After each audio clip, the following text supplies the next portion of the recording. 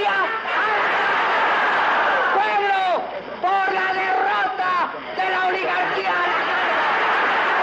Pueblo por vuestra victoria.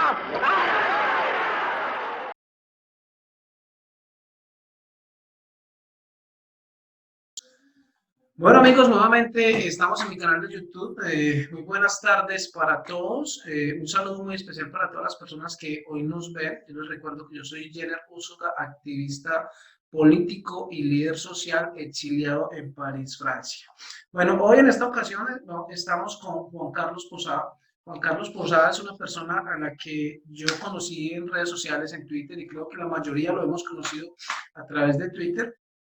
Eh, en una serie de denuncias que Juan Carlos ha ido realizando desde hace algún tiempo, denuncias que tienen que ver con el robo de su tierra.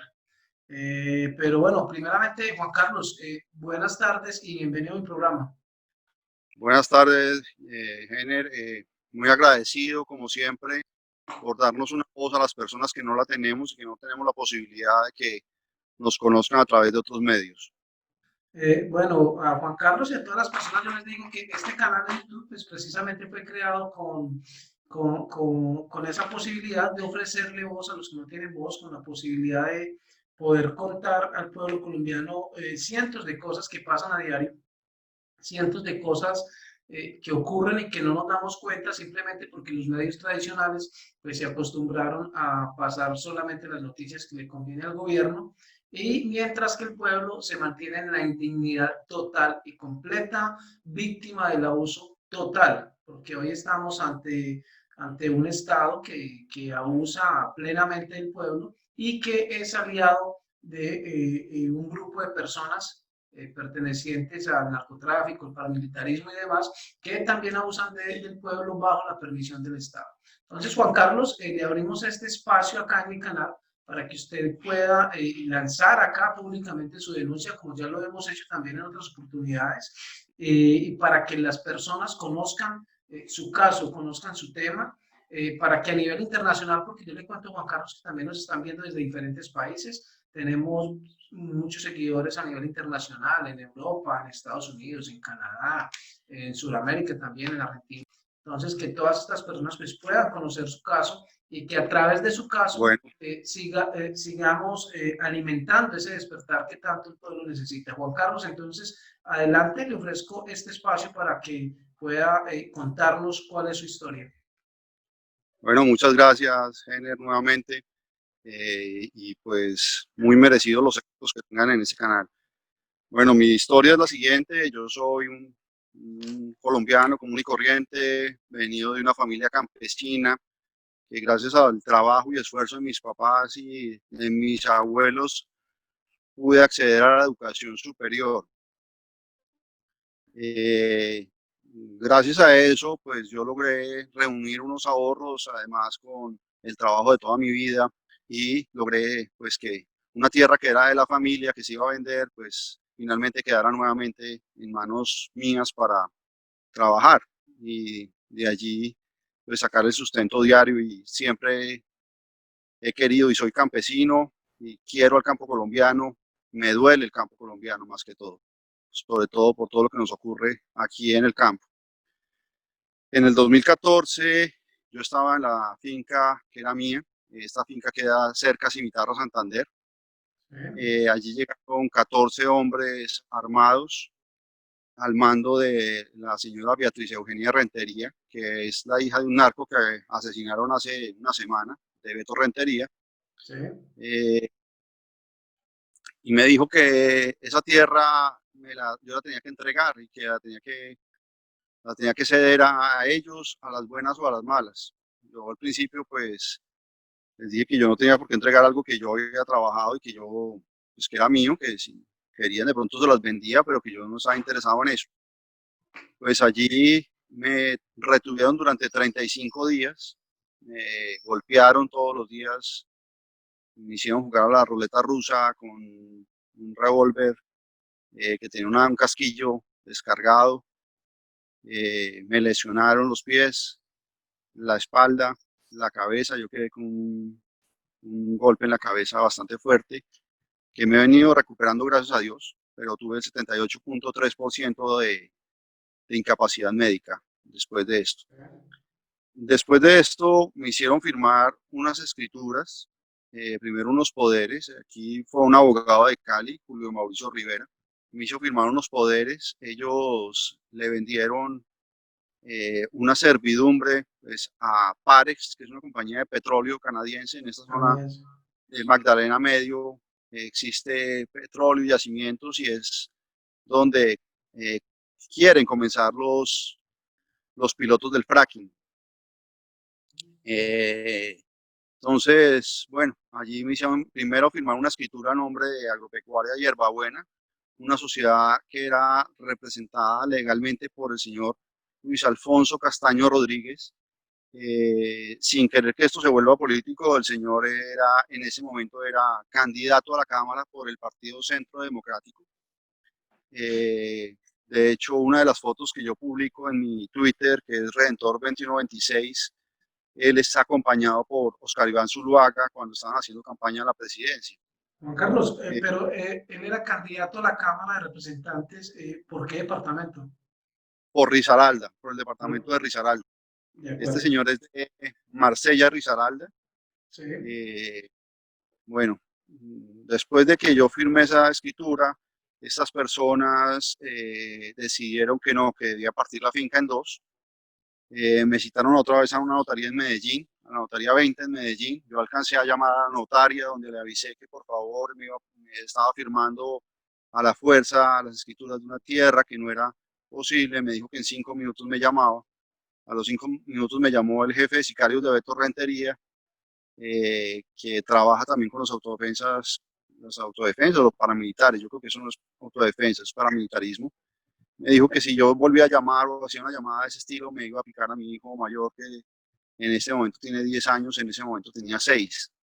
Entonces, pues yo me acerqué a la notaría ya muy desilusionado, firmé las escrituras y esta vez era a nombre de Luis Alfonso Castaño Rodríguez, ya directamente como persona natural, y otra a nombre de Arturo Gómez Galvez, un muchacho de 22 años que pues obviamente no me entregó ningún dinero, ninguna contraprestación. Es de anotar que allí, pues obviamente ellos se llevaron lo que yo había trabajado, un poco de ganado que tenía, los cultivos, todo. Yo no tenía ningún interés en vender la finca. Las escrituras las hicieron por 220 millones y al mes le venden a Parex la servidumbre por 770 millones de pesos. Comienza mi suplicio cuando yo quedo en la calle, ¿no? Literalmente no tengo con qué alimentar a mis hijos. Sí. Y decido ir a la fiscalía. La primera vez que lo intento hacer, ellos me llaman y me dicen que si vuelvo a hacerlo, pues que ellos tienen gente en todas partes y que no lo haga. A la segunda vez... ¿En la fiscalía de qué región, Juan Carlos? ¿De Cimitarra? Primero fue en Medellín, la puse en Medellín. Allí la denuncia duró 6 meses. Sí. Y a través de más de 50 derechos de petición me contestaron finalmente a los 6 meses que la han enviado a Barranca Bermeja, sí, a la Fiscalía Segunda Especializada de Barranca Bermeja. Bueno, allí llegó la denuncia me hicieron ir a Cimitarra, Santander, para que yo ampliara la denuncia. Fui a Cimitarra, hice el reconocimiento de las personas que estuvieron allí para secuestrarme. Todo esto, a los 2 meses, el investigador renuncia y se retira de la policía porque era de la Dijín. Sí.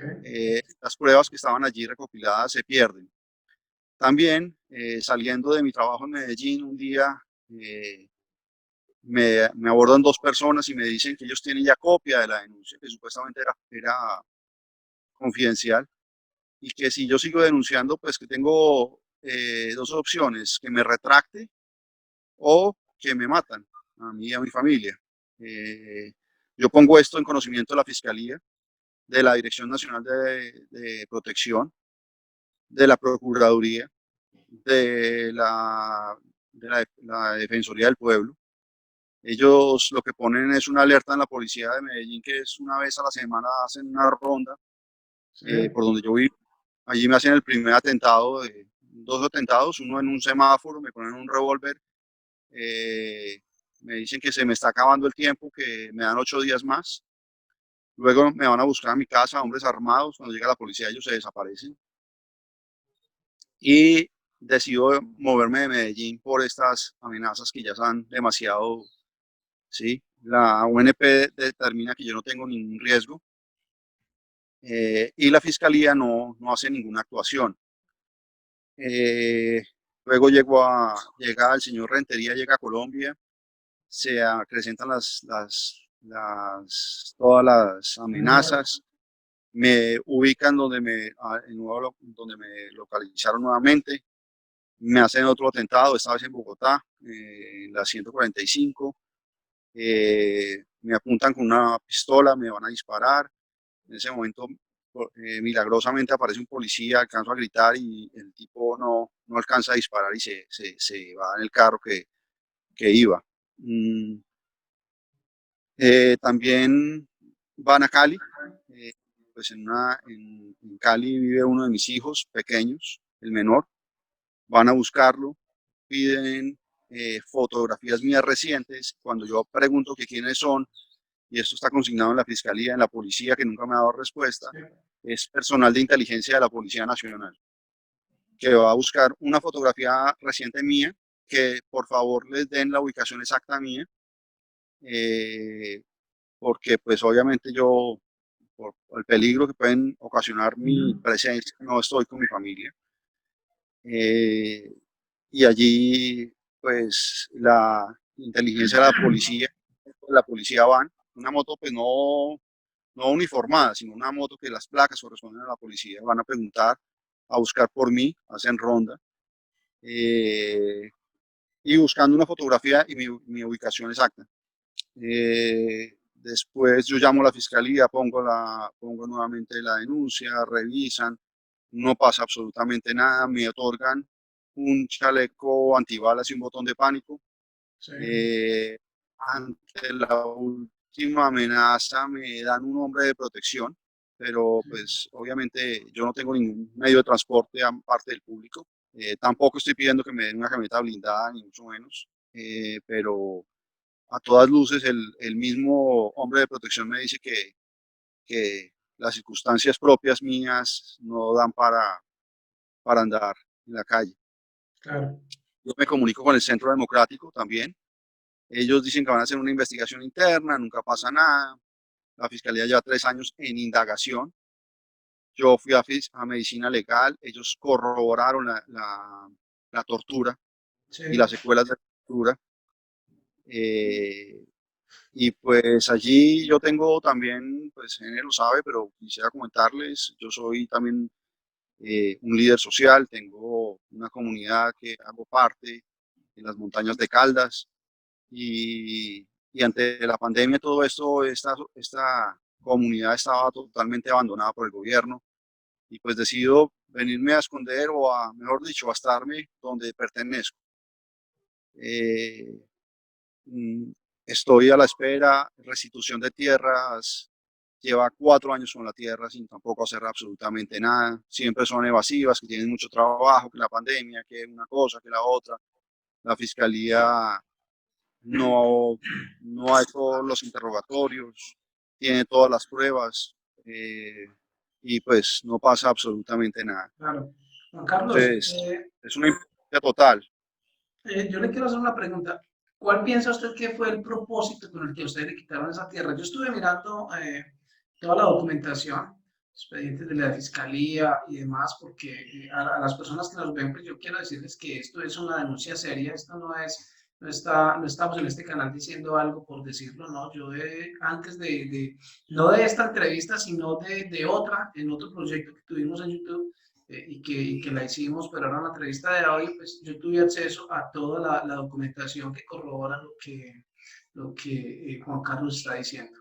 Eh, en ese expediente, yo creo que alcancé a leer en una parte donde decía que al parecer esta compañía canadiense intentó hacer una exploración para ver si había petróleo en esas tierras. Tal vez fue ese el propósito con el que le quitaron sus tierras.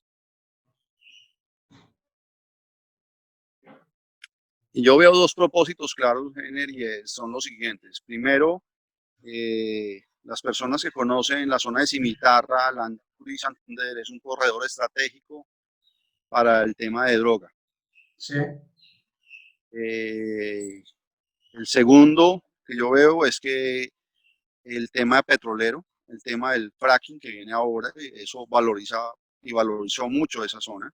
sí, También la terminación de la Ruta del Sol que quedaba cerca, sí, también valorizó. Y pues estas personas, sobre todo esta persona, Luis Alfonso Castaño Rodríguez, tenía mucho acceso a información privilegiada que seguramente yo no tengo o que no podría tener para saber qué era o qué tenía esa tierra claro, específicamente. Entonces, lo que me hicieron fue eso y lo que han tratado. Lo último que supe, que fue ya las últimas amenazas que tuve, fue que la orden no es asesinarme, sino desaparecerme, ya que una investigación por desaparición comienza 6 meses después de que la persona no aparezca. Y si el cuerpo no aparece, se demoran 2 años en determinar que está muerto. Entonces, para ellos es mucho más, digamos, manejable una desaparición que un asesinato. claro. Entonces, la orden que dieron era que me desaparezcan. Yo por eso aprovecho y aprovecho el espacio que me da Gener para denunciar públicamente al señor Luis Alfonso Castaño Rodríguez. Si algo me llega a suceder es por eso. Y la omisión total del Estado. O sea, el Estado en cuanto a protección de líderes, en cuanto a protección de las garantías mínimas que tengan, por ejemplo, para que la tierra no sea trasladada o vendida, no ha hecho absolutamente nada.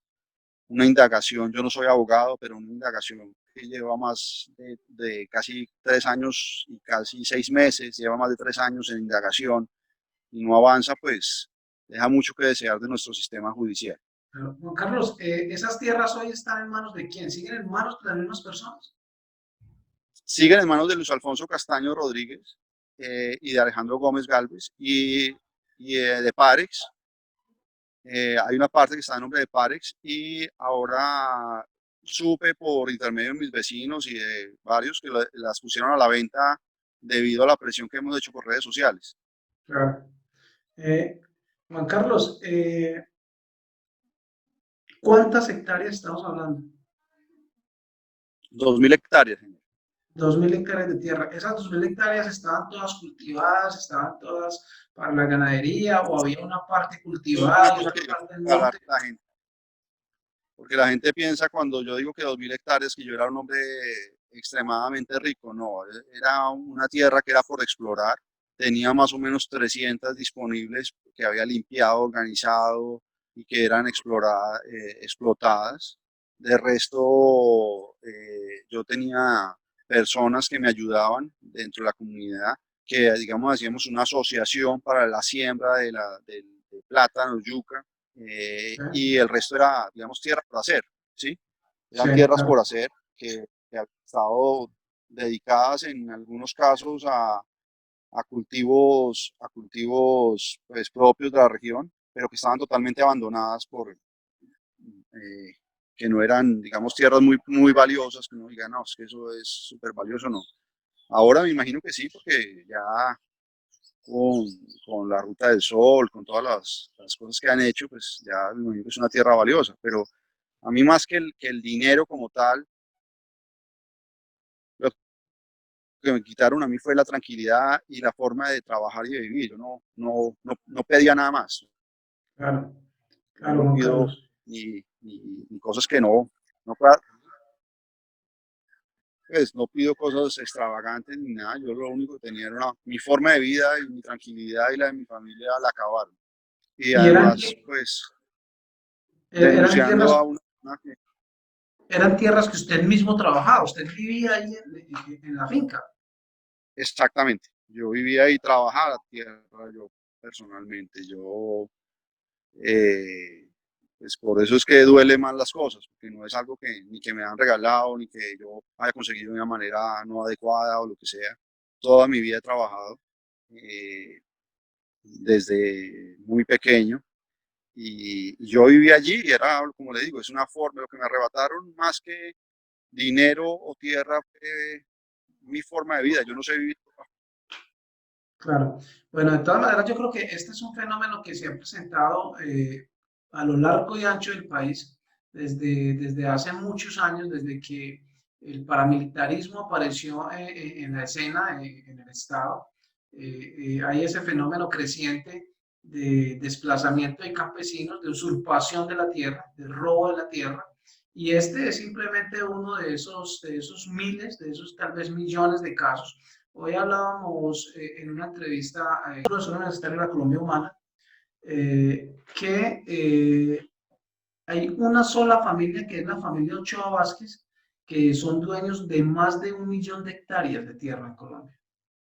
Es cierto, Y él hacía una comparación y decía, mientras ellos son dueños de 1 millón de hectáreas, que es tierra seguramente, y eso estamos seguros, es tierra que no la compraron trabajando, es tierra que pagaron seguramente con dineros, productos del narcotráfico, que consiguieron desplazando a campesinos.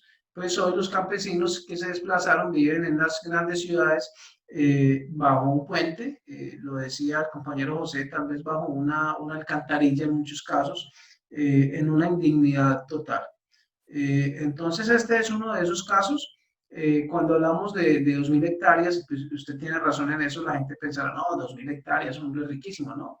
Pero es que hay formas también de hacer dinero legalmente, de conseguir las cosas con el esfuerzo, y este caso de Juan Carlos es uno de esos casos, una persona que trabajó toda su vida, que fruto de ese esfuerzo, de ese trabajo, pues pudo adquirir una tierra y que no estaba todavía explotada en su totalidad, que apenas estaba comenzando la explotación de esas tierras y que de un momento a otro llegue un grupo armado y le robe su tierra.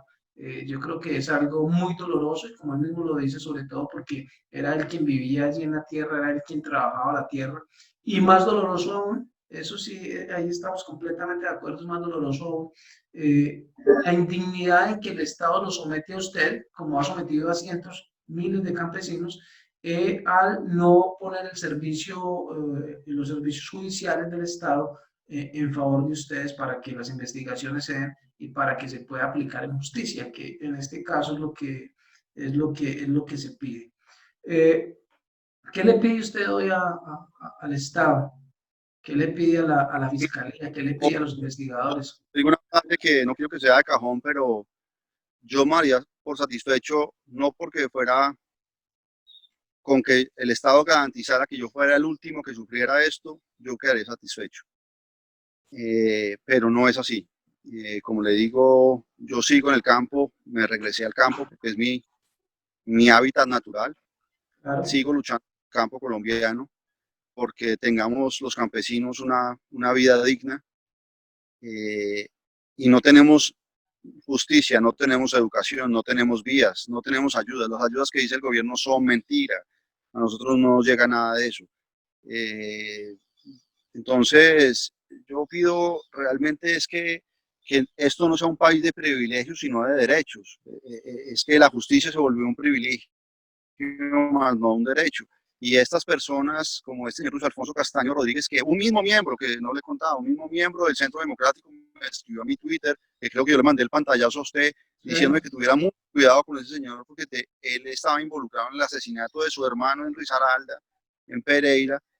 Eh, eh, Se aprovechan de las personas más débiles para hacer estas cosas. O sea, ellos no se van a meter con una persona, digamos, que tenga acceso a grandes personas o que tenga influencias o que tenga dinero. Ellos se meten con los más débiles porque saben que finalmente la justicia no va a actuar y que la justicia es de bolsillo y la tienen comprada totalmente. Claro, así es. Bueno, yo doy fe de toda la lucha y toda la batalla que Juan Carlos ha dado. De hecho, siempre me ha llamado mucho la atención porque pues, en mi familia también hay personas desplazadas a raíz de la violencia por el paramilitarismo. Mi familia también es una familia campesina que fue desplazada de sus tierras, que fueron desplazados de su hábitat, de su región, de su vereda, y eso es muy doloroso. Esos son los procesos muy, muy dolorosos. Y yo desde este espacio pues quiero pedirle a la gente que nos ve que se solidaricen con este caso en cuanto a que todos juntos pues reclamemos justicia para el caso de Juan Carlos y para cientos de casos que hoy se ven similares por todo el país. Juan Carlos, no sé a nivel internacional nosotros cómo pudiéramos de pronto ayudar un poco dentro de todo el proceso que usted ha manejado y toda la información que usted tiene. No sé si puede orientarnos un poquito en cuanto a dónde a nivel internacional podemos visualizar su caso, porque pues la idea es que en este espacio se hagan las denuncias, pero que luego pues también podamos ejercer algunas acciones. La idea es esa, que se puedan ejercer las acciones. Mi caso está en la Corte Internacional de Derechos, en Corte Interamericana de Derechos Humanos. Sí, la Eh, CIDH. Está en estudio, no ha pasado de allí. También llevan 2 años pues en estudio y pues yo no tengo recursos ni abogados pues para moverlo. Eh, y me interesa mucho que la gente en el exterior sepa las mentiras del gobierno colombiano. O sea, esto no se trata de guerrilla o de que unos vándalos o algo así. No, es que nos están matando, nos están acabando. Aquí poco a poco cada vez existe menos espacio para nosotros los que no tenemos.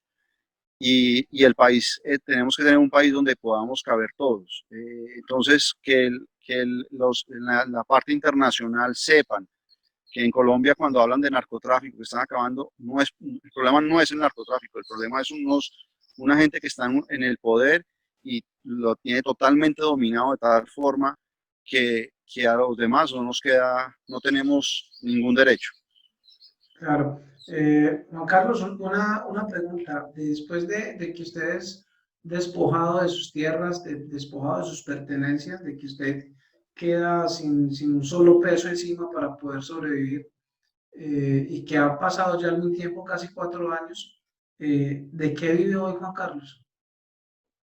Yo tengo, en este momento tengo un cultivo de plátano, del cual saco plátano y aguacate, pero no tenemos vías, entonces pues sobrevivo con eso. Sí.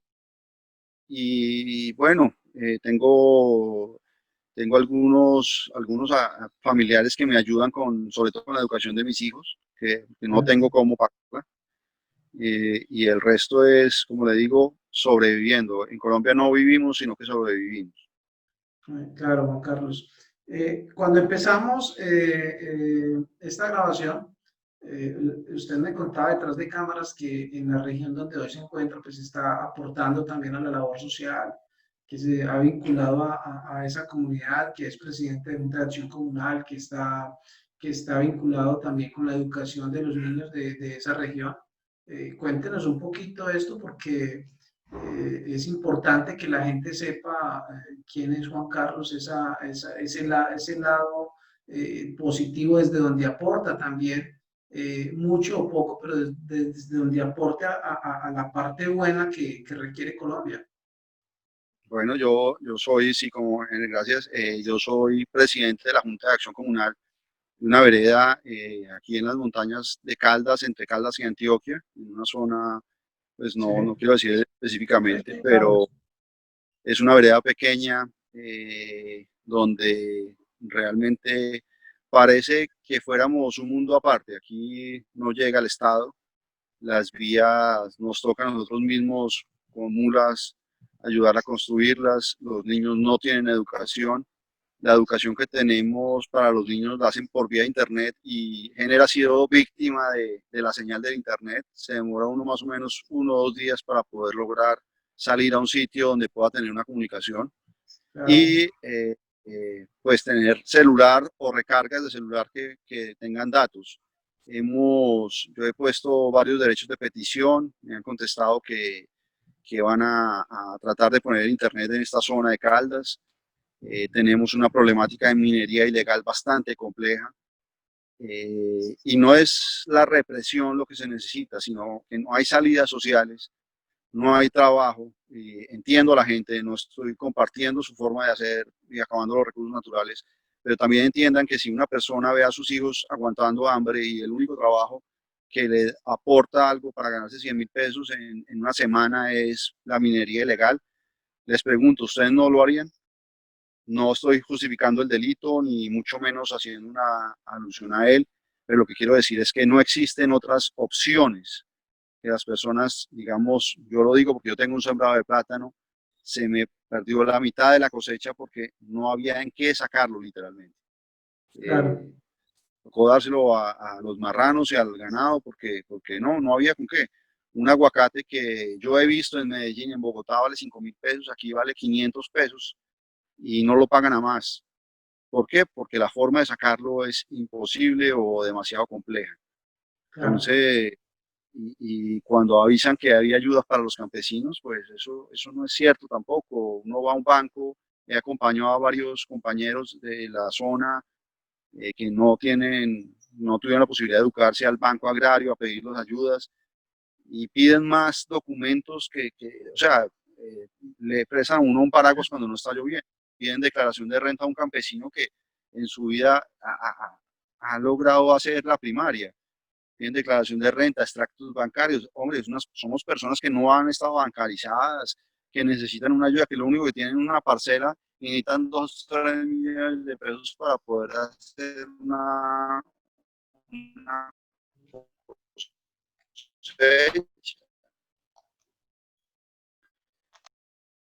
Aló. Juan Sí, Carlos. entonces a eso es lo que estoy dedicando. Aló, Sí, ¿está aló. ahí? Sí, sí, ya lo Sí, yo escucho, sigo. ya lo escucho. Que eso es a lo que estoy dedicado ahora.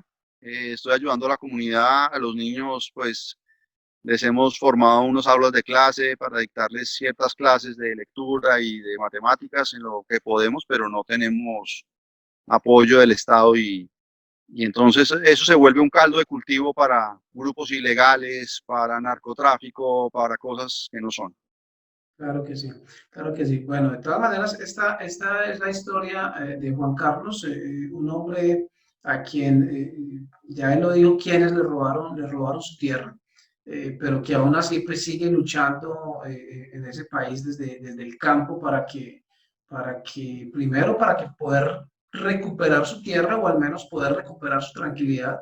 Y segundo, pues porque sigue creciendo en Colombia, por eso hoy es un líder social en su región, en la pequeña región donde se encuentre, donde llegó precisamente para sentirse protegido.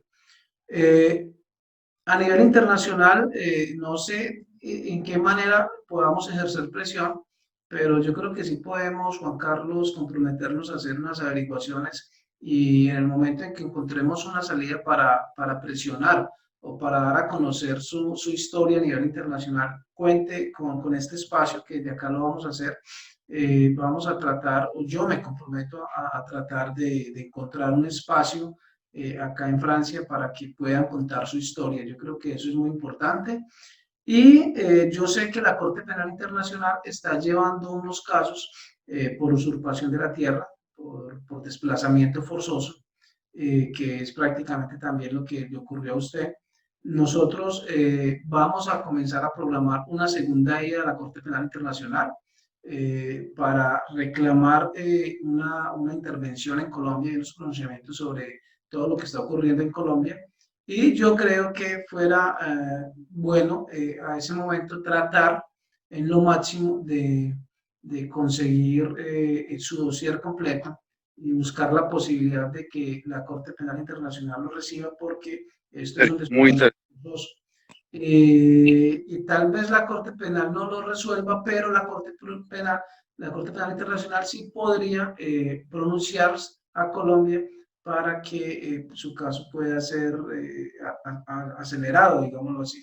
Yo no soy un abogado, pero, Juan Carlos, entonces, yo no soy un abogado, pero conozco algunos casos que están avanzando y conozco algunas posibilidades también que podemos, desde donde podemos ejercer. Entonces, cuente con una voz amiga, cuente con este espacio, esta y las veces que usted lo requiera para que su denuncia pueda tener eco. Yo he creído en su denuncia siempre desde el principio y lo vamos a seguir haciendo. Vamos a seguir preocupándonos por su situación, preguntando y averiguando y denunciando las veces que sea necesario y valga la pena este espacio también, este momento, para decirle a todas las personas pues, que tengan una denuncia que hacer, que clara, comprobada, real, cierta, que este espacio también está disponible para eso. Entonces, Juan Carlos, yo le agradezco mucho por haber participado en este espacio. Agradezco mucho a las personas que están viendo hoy la historia de Juan Carlos, que yo sé que en ellos va a tener algún eco. Juan Carlos, pues muchísimas gracias y despídase de nuestra audiencia, de las personas que hoy lo están viendo.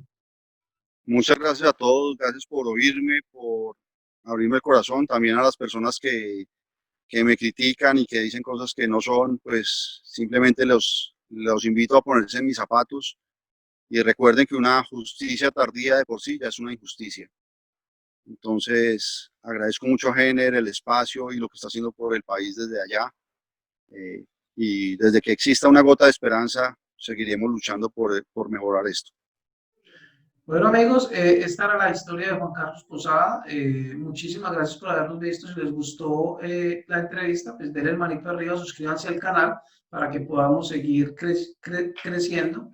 Les agradezco muchísimo y hasta una próxima ocasión. Muchísimas gracias. Chao, chao, chao.